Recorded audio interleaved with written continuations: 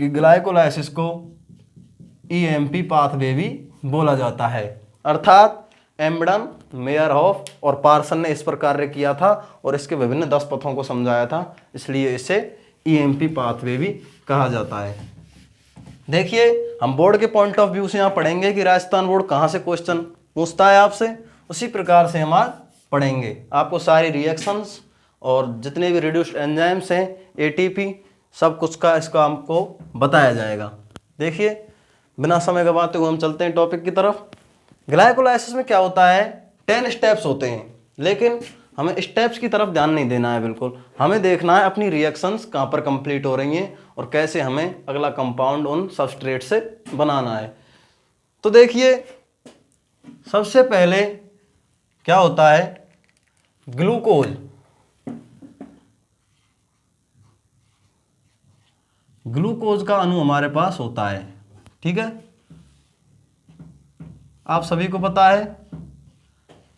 कितने कार्बन होते हैं ग्लूकोज में, 6 कार्बन होता है, अर्थात 6 कार्बन वाला हमारे पास क्या है, ग्लूकोज है। देखिए, एक चीज आपको याद रखनी है, यहां नहीं कहीं भी, केमिस्ट्री, फिजिक्स, बायोलॉजी, कोई भी रिएक्शन होती है उसमें उसको स्टार्ट करने से पहले वो ऊर्जा लेती है, एनर्जी उसको चाहिए होती है, और वो एनर्जी उसे कहां से मिलती है, बॉडी से मिलती है। जैसा कि आपको पता है कि ग्लाइकोलाइसिस साइटोप्लाज्म में होता है, साइटोप्लाज्म के अंदर होता है, कोशिका द्रव्य के अंदर एक क्रिया संपन्न होती है। तो देखिए, यहां से क्या करेगा, एक एटीपी लेगा, एटीपी का एक अणु लेगा, ठीक है, काम मिलेगा। और एटीपी के एक अणु के साथ हेक्सोकाइनेज एंजाइम की उपस्थिति में, हेक्सोकाइनेज,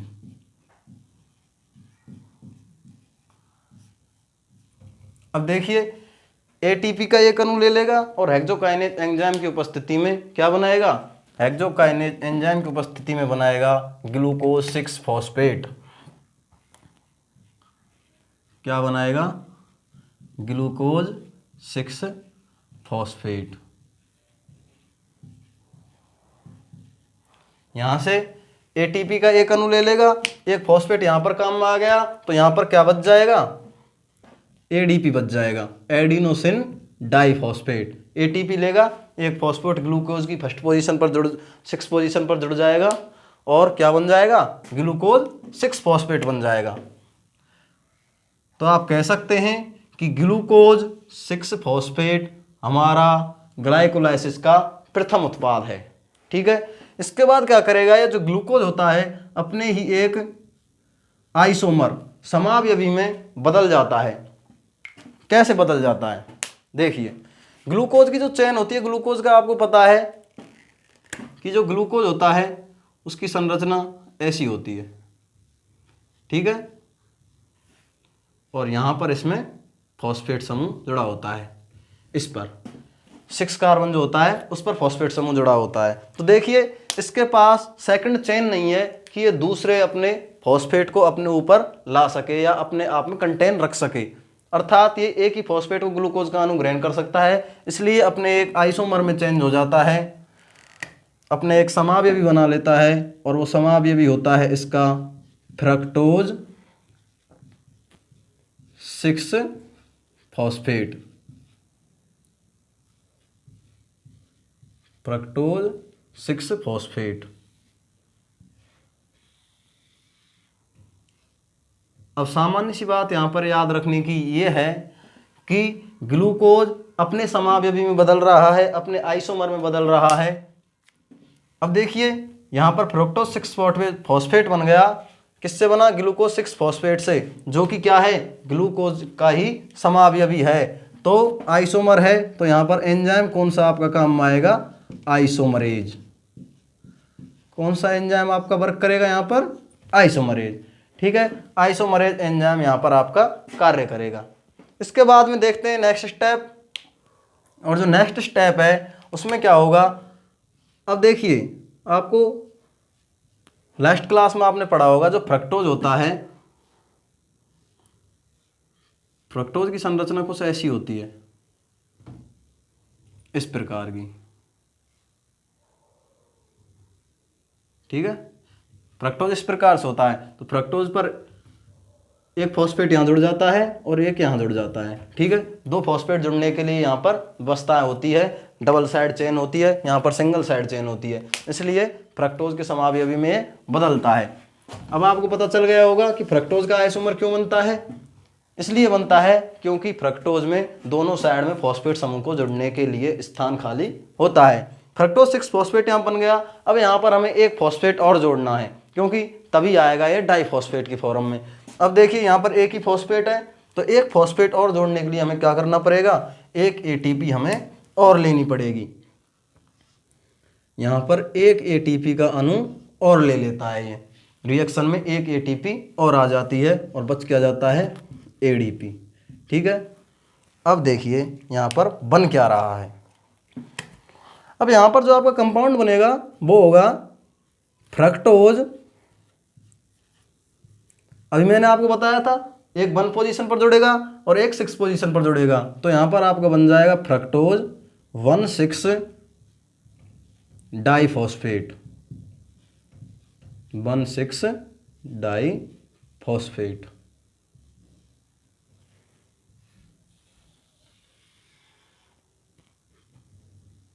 क्या कंपाउंड बन जाएगा आपका, फ्रक्टोज 1,6 डाइफॉस्फेट। और यहाँ पर एंजाइम कार्य करता है, वो एंजाइम आपका होता है फॉस्फोफ्रक्टोकाइनेज, फॉस्फोफ्रक्टोकाइनेज,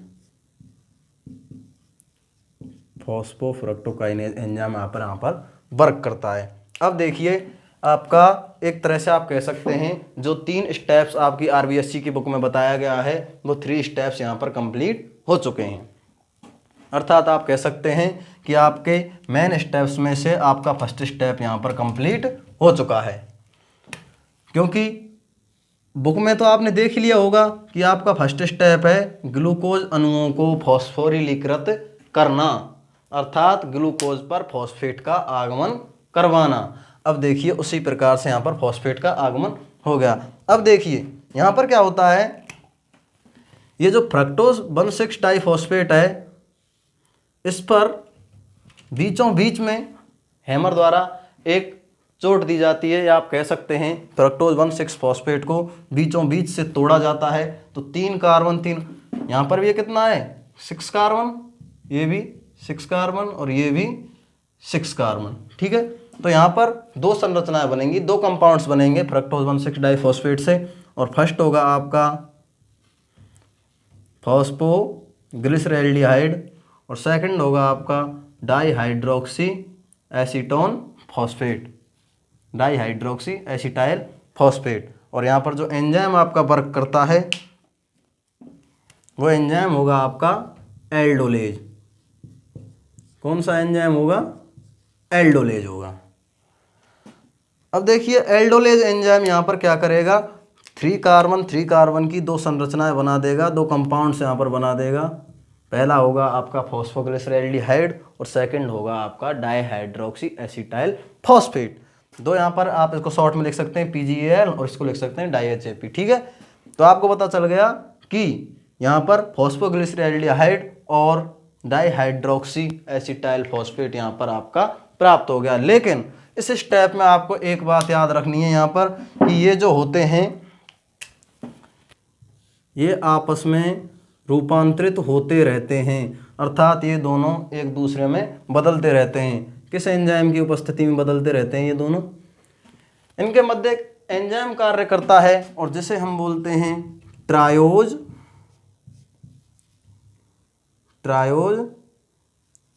या आप कह सकते हैं ट्रायोकाइनेज एंजाइम,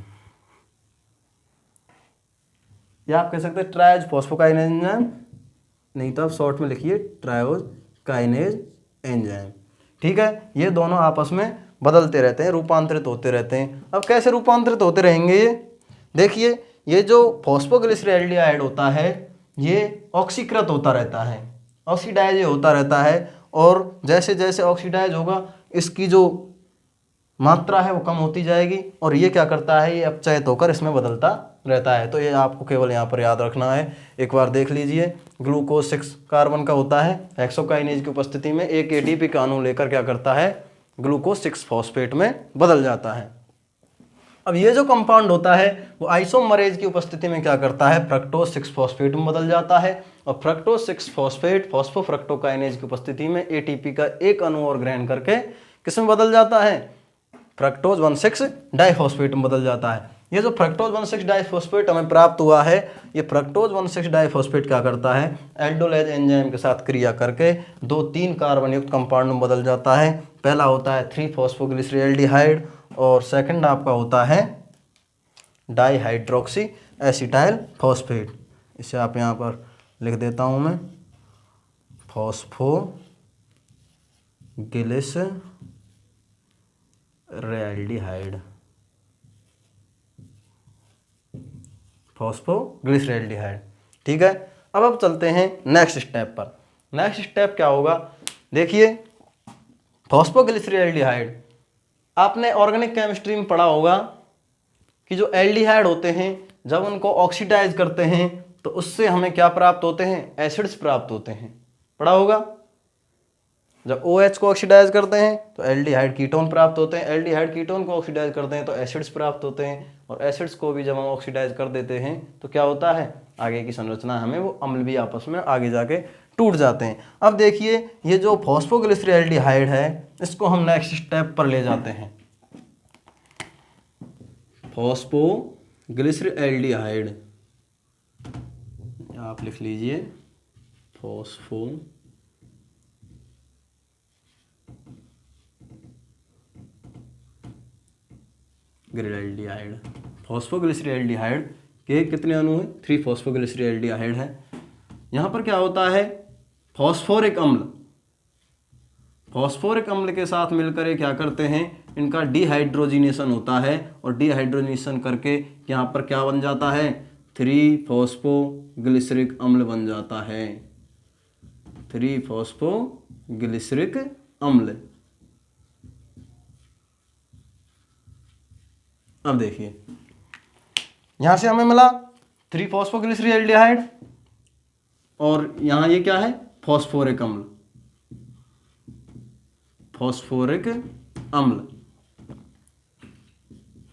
इनका क्या हो जाएगा, डिहाइड्रोजिनेशन हो जाएगा, ऑक्सीडेशन हो जाएगा, या आप कह सकते हैं या तो हाइड्रोजन निकल जाएगी या ऑक्सीजन जुड़ जाएगी, सामान्य सी बात है। तो यहाँ पर कौन सा एंजाइम कार्य करता है, डिहाइड्रोजीनेज एंजाइम यहाँ पर कार्य करता है और डिहाइड्रोजीनेज एंजाइम का उपस्थिति में क्या करता है, 3-फॉस्फोग्लिसरॉल्डिहाइड किस में बदल जाता है, 3-फॉस्फोग्लिसरिक अम्ल में बदल जाता है। किस में बदल जाएगा, 3-फॉस्फोग्लिसरिक अम्ल में। यहाँ मैं दोबारा लिख देता हूँ, 3-फॉस्फोग्लिसरिक अम्ल में बदल जाएगा। ठीक है, अब देखिए 3-फॉस्फोग्लिसरिक अम्ल है, ये क्या होगा, दोबारा से इसमें डिहाइड्रोजिनेशन होगा और एक फॉस्फेट जुड़ जाएगा। फॉस्फेट कहाँ से जुड़ेगा, मैं अभी आपको बताता हूँ। देखिए यहाँ पर क्या होगा, नेक्स्ट रिएक्शन है ये आपकी 3-फॉस्फोग्लिसरिक अम्ल।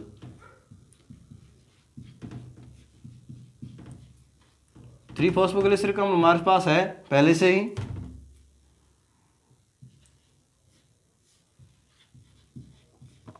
इसका क्या होता है, डिहाइड्रोजिनेज एंजाइम की उपस्थिति में क्या होता है, डिहाइड्रोजिनेशन होता है और इससे हमें 1,3-डाईफॉस्फोग्लिसरिक अम्ल प्राप्त होता है, 1,3-डाईफॉस्फोग्लिसरिक अम्ल प्राप्त होता है।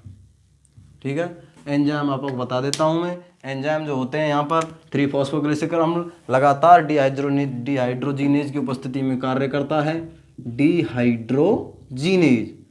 अब यहाँ पर डिहाइड्रोजीनेशन हो रहा है तो सामान्य सी बात है, डिहाइड्रोजीनेज जहां पर डिहाइड्रोजिनेज कार्य कर रहा है तो हाइड्रोजन निकलेंगी, और जैसे ही यहां से हाइड्रोजन निकलती है तो एक अणु एक मंगता के तौर पर तैयार रहता है कि उसको कहीं से मिले NAD+।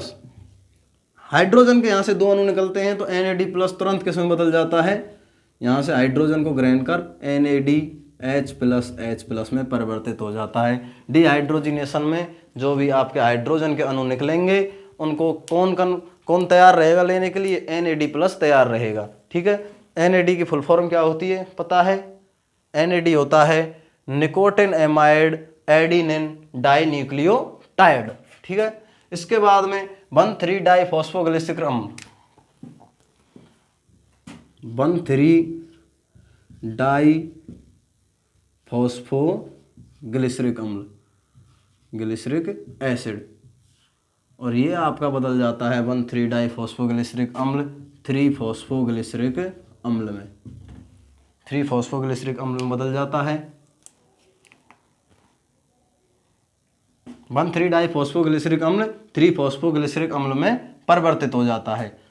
इसके दो अणु होंगे, दो मॉलिक्यूल्स होंगे, और इसके भी यहाँ पर दो अणु होंगे। ठीक है, इसके बाद में कुछ नहीं है, अब नॉर्मल सी आपकी रिएक्शंस बची हैं। 3 फॉस्फोग्लिसरिक अम्ल, 3 फॉस्फोग्लिसरिक अम्ल ग्लिसरोम्यूटोकाइनेज एंजाइम की उपस्थिति में, ग्लिसरोम्यूटो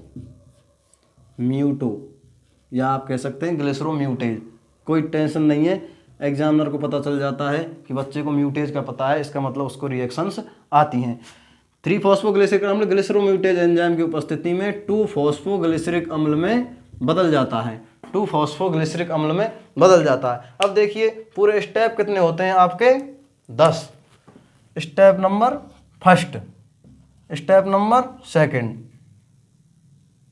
step first, step second, step third, step आपका फोर्थ, स्टेप 5, स्टेप 6, स्टेप 7 और स्टेप 8। 2 स्टेप आपके बच रहे हैं। और आपको यहाँ पर याद रखने की आवश्यकता यह है कि ग्लाइकोलाइसिस में क्या बनता है, ग्लूकोज होता है C6H12O6, और इससे हमें क्या प्राप्त होता है, पायरुविक अम्ल प्राप्त करना है। पायरुविक अम्ल का सूत्र क्या होता है, CH3COCOOH। तो हमें कोई भी जो क्रिया होती है उसमें सबसे पहले ये याद रखने की आवश्यकता है कि क्या से हमें क्या चाहिए, कौन सा सबस्ट्रेट है और कौन सा कंपाउंड हमें यहाँ से चाहिए। तो देखिए ग्लूकोज से हमें पायरुविक अम्ल प्राप्त करना है, और क्या प्राप्त करना है, ATP, जो अब हम धीरे धीरे देखते हैं। देखिए नेक्स्ट स्टेप में क्या होता है, जो ये 2 फॉस्फोग्लिसरिक अम्ल है, 2 फॉस्फोग्लिसरिक अम्ल, 2 फॉस्फोग्लिसरिक अम्ल, मार्कर की इंक में थोड़ा कमी आ गई है इसलिए आपको साफ नहीं दिख रहा होगा। 2 फॉस्फोग्लिसरिक अम्ल है, ये इनोलेज एंजाइम की उपस्थिति में, किसकी उपस्थिति में, इनोलेज एंजाइम की उपस्थिति में, इनोलेज एंजाइम की उपस्थिति में। अब देखिए जब इनोलेज एंजाइम की उपस्थिति है तो सामान्य सी बात है, क्या जुड़ेगा, इनॉल जुड़ेगा। तो देखिए यहाँ से एक स्थिति केवल चेंज होगी और यहाँ पर आपको प्राप्त हो जाएगा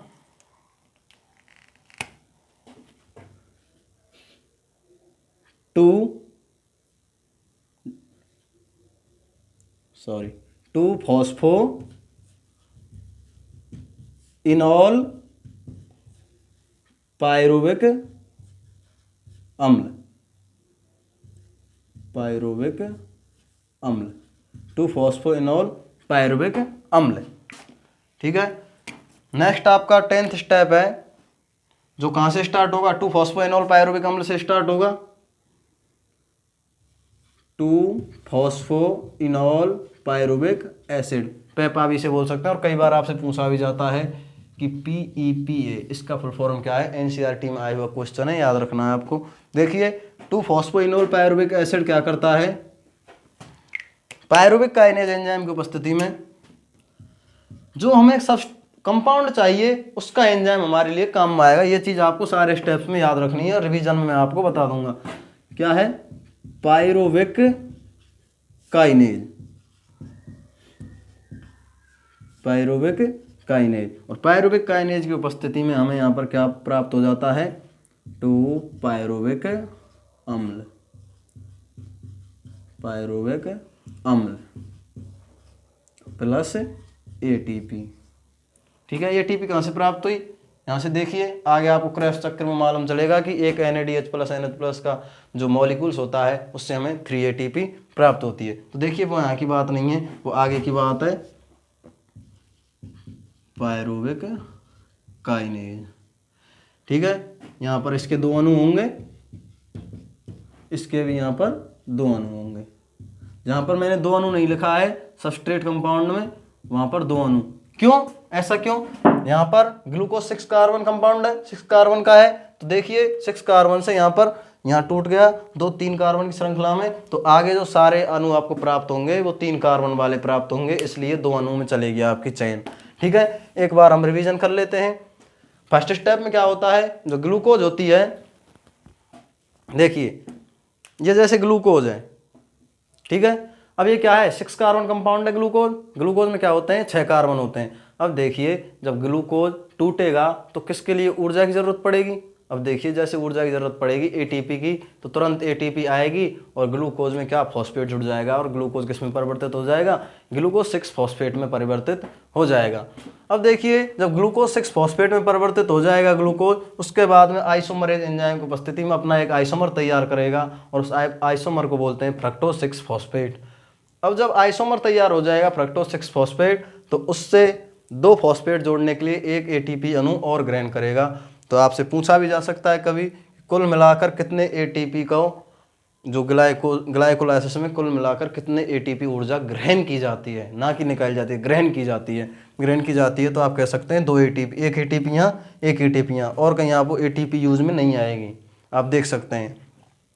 ठीक है, तो देखिए फ्रक्टोज 6 फॉस्फेट से फॉस्फोफ्रक्टोकाइनेज एंजाइम की उपस्थिति में फ्रक्टोज 1,6 डाइफॉस्फेट आपको प्राप्त हो जाता है। फ्रक्टोज 1,6 डाइफॉस्फेट जब आपको प्राप्त हो जाएगा, उसको एल्डोलेज एंजाइम की उपस्थिति में तोड़ा जाएगा। एल्डोलेज एंजाइम की उपस्थिति में फॉस्फोग्लिसरैल्डिहाइड बनेगा और फॉस्फोग्लिसरैल्डिहाइड के साथ डाइहाइड्रोक्सी एसिटाइल डाइन्यूक्लियोटाइड बनेगा। ठीक है, डाइहाइड्रोक्सी एसिटाइल फॉस्फेट, 2-3 कार्बन एक 2 अणु बनेंगे। ट्रायज काइनेज एंजाइम की उपस्थिति में, ट्रायज फॉस्फेट काइनेज एंजाइम की उपस्थिति में क्या करते हैं, ये आपस में रूपांतरित होते रहते हैं, एक ऑक्सीडाइज होता रहता है, दूसरा रिड्यूस्ड होता रहता है, तो आपस में ट्रांसफॉर्म होते रहते हैं। फॉस्फोग्लिसरिक अम्ल, देखिए यहाँ पर फॉस्फोग्लिसरिक अम्ल नहीं है, ये यहाँ पर ये फॉस्फोग्लिसरिक एल्डिहाइड है।